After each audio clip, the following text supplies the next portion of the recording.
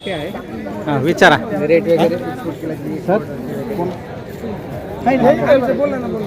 हे CRA तंत्रज्ञान आहे. CRA म्हणजे क्लायमेट चेंज आहे, म्हणजे आपलं जे हवामान अनुकूल शेती पद्धती आपण म्हणतो. तर आपली जी फळबाग आहे, सगळ्या फळबागांसाठी आता नवीन ही पद्धत आलेली. याच्यामध्ये आपल्याला 2 बाय 2 आकाराचा 2 मीटर फूट 2 फूट लांब आणि 2 फूट रुंद आणि 2 फूट उंचीला पण खड्डा खोदायचा.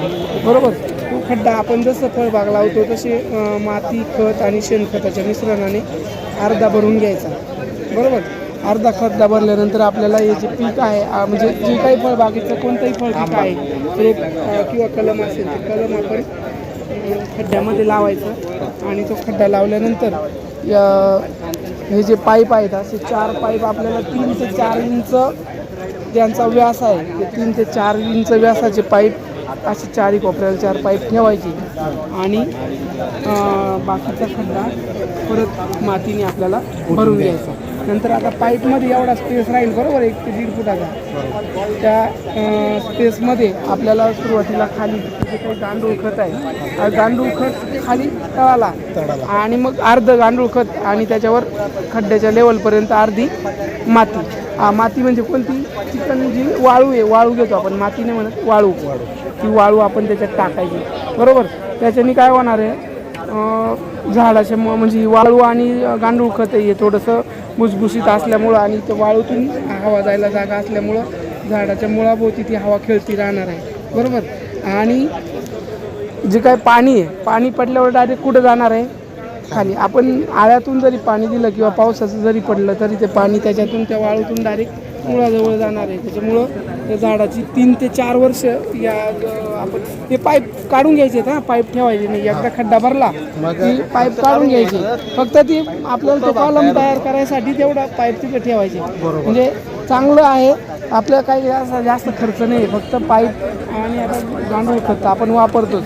वाळू तर कुठं बी भेटून जाते. पण मग कमी खर्चामध्ये चांगलं एक तंत्रज्ञान आहे. त्याच्यात झाडं जगायचं प्रमाण चांगलं आहे त्याच्यामध्ये.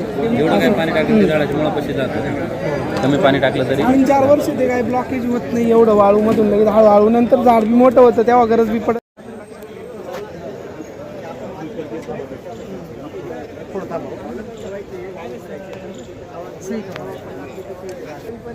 आणि बाष्पीभवन होणार नाही, कारण की आपण वरून पाणी टाकतो आणि मग ते बाकी वरूनच उडून मध्ये मुळापर्यंत पाणी पोहोचतं. तुम्ही खत दिलं, तुम्ही खत इथं दिलं तरी ते जमिनीत जाणार मुळांपर्यंत. तुमचं ड्रिपर पण असेल ते त्याची सोय अशी करायची की फक्त कॉलमवरती ड्रिपरचं पाणी पडेल बुवा. त्याच्यामुळे तुम्ही 4 ठिकाणी टाकायची गरज होणार नाही. तुम्ही 1 ठिकाणी पण प्रॉपर आले किंवा 2 लाईनी असतील ड्रिपरच्या, ते आल्याबरोबर तुमचं ड्रिपर नाही पण तुम्ही 1 तासाऐवजी तुम्ही अर्धा चालू तर तेवढं पाणी ते त्यालाच जाणार आहे मुळांना. म्हणजे पाणी वाया जाणार नाही. उन्हाळ्यामध्ये जो प्रॉब्लेम राहतो बागांना, आपण भार वगैरे धरत नाही किंवा बागा हे होऊन जातात, त्याच्यामुळे तुम्ही याच्यामध्ये वाचू शकता.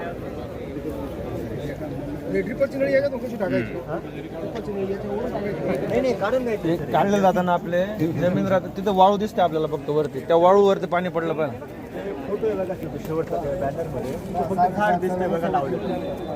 झाड या 2 व्यक्तीचे सावली केली याची नैसर्गिक असं माहिती राहिलं तर अजून करता येते नवीन काहीतरी वेगळं केल्यानं जर फायदा होतो. त्याच्याने जवळपास डबल वाढ होते. पहिले जे 3 वर्ष राहते ना त्याच्यात झाड तग धरून ठेवतं आणि लवकर वाढ झाली का मग ते नंतर मर वगैरे होत नाही.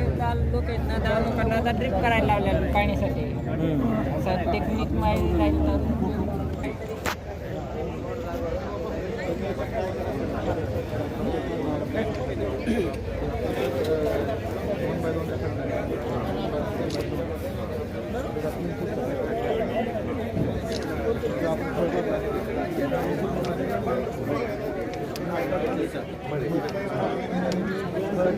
आणि माझी जमीन टाकून घ्यायचं.